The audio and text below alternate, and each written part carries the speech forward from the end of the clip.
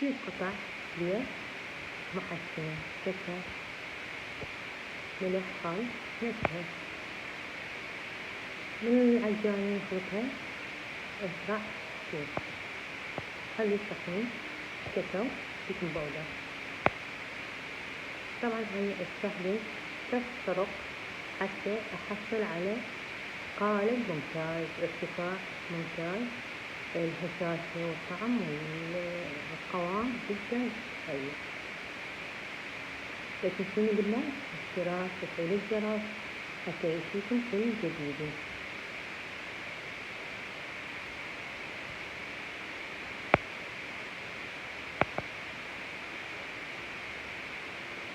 هذا قوام الكيك. خليه بالقالب اللي يجيب ورق الزبدة. أكيد الفرن مستوي عالجوة. بعدين بعد ما يتم خليه ينشف شوية خمرة.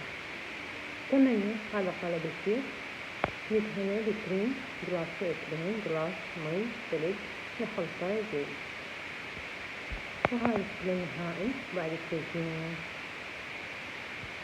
إن شاء الله يعجبكم.